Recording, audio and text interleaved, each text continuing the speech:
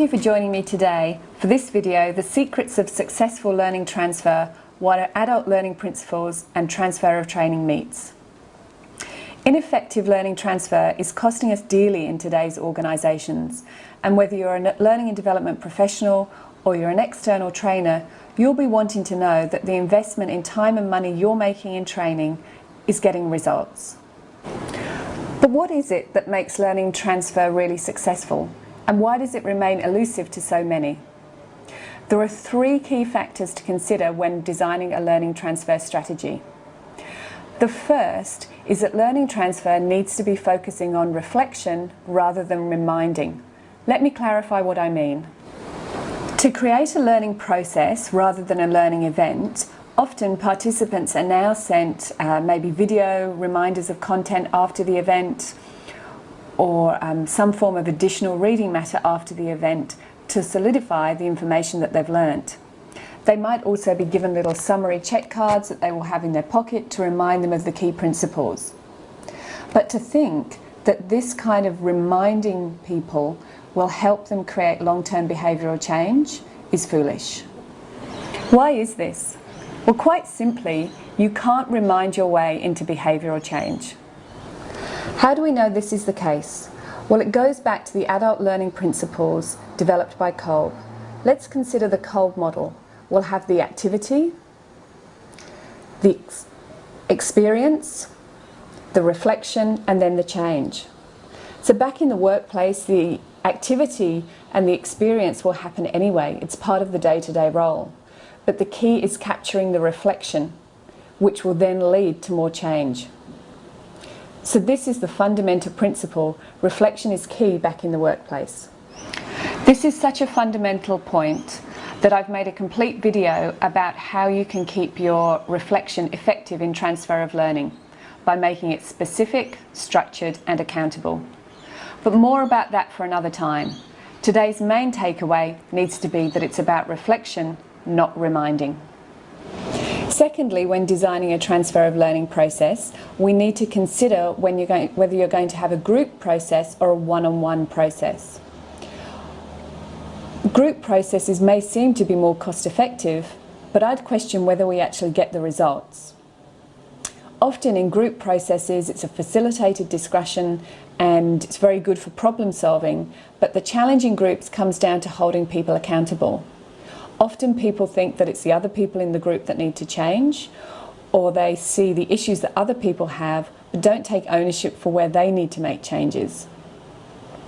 Accountability is difficult in groups because of groupthink. It can also be a little bit like the difference between going to a group training session or a personal training session where you're working one-on-one with a fitness trainer. In a group session, people can hide, they don't push themselves as hard, and they don't often get the changes that they would get if they worked one-on-one and were truly held accountable. So this brings us on to the third major consideration when designing a successful transfer of learning process, the role of the manager. Everyone knows that the manager has a very important role in the transfer of learning, but it's often difficult to execute, or certainly to get the manager to execute in this role. And I think this is partly because of the lack of skills and tools that managers have in this area. One of the general misapprehensions that managers have when faced with trying to help people on their team transfer the learning from training programs is that because they don't know the content intimately, they think they can't support in the training. Realistically though, to hold a reflective conversation, you don't really need to know the content. I also think that managers are trying to have follow-up conversations but maybe don't get the results that they think they should and therefore are disillusioned. Even a good manager at the moment might have a conversation that maybe goes something like, the manager might say to the participant, "So tell me, how did you find the training program?" "Great, I loved it." "What did you learn? What were your key takeaways?"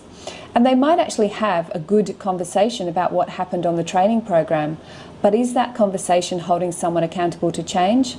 Highly unlikely. Frequently, the conversation is tacked on to the end of another meeting or is just sort of slid into a busy agenda. It's true that the manager also has an important role at the beginning of the process, to help create successful learning transfer at the end. But equally, the time that they put in at the end is very, very important. And actually, if we think back to Kolb and the adult learning principles, with reflection being the key, we have to ask ourselves, do the managers have the skills currently to hold effective reflective conversations with their people? So skills are important for managers to have in transfer of learning, and also it's important to have for them to have tools available to help them hold the reflective conversations. One such tool is a reminder system where the outcomes of conversations can be captured online and copied into the manager and the learning and development person taking ownership of the program. Would also give them an outline to follow within the conversations. This way, we know that the conversations are taking place, we know what the outcomes are, and everyone is kept in the loop, circulated with the information, keeping the ownership with the individual for change, but keeping everyone in the conversation. Ideally, this happens at least 3 times after the finishing of a learning intervention, and probably over about a 2-month period, giving time for changes to be observed and actions to be implemented. In this process, the manager then becomes much closer to the outcomes and to observing the changes that's taking place, whether they're the person actually having the reflective conversations or whether they're being kept in the loop by being advised of what the actions are and having regular communication with their participants and the people that work for them.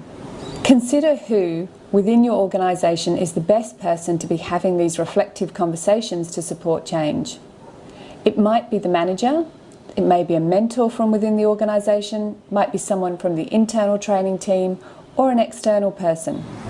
So you know now that crucial to effective learning transfer is having adult learning principles embedded in the heart of your learning transfer strategy. To find out more about effective reflection, tune into my other video, Reflection and What It Means for Transfer of Learning. And do make sure you've visited our homepage and signed up for regular updates where we will keep you in the crucial transfer of learning conversation loop.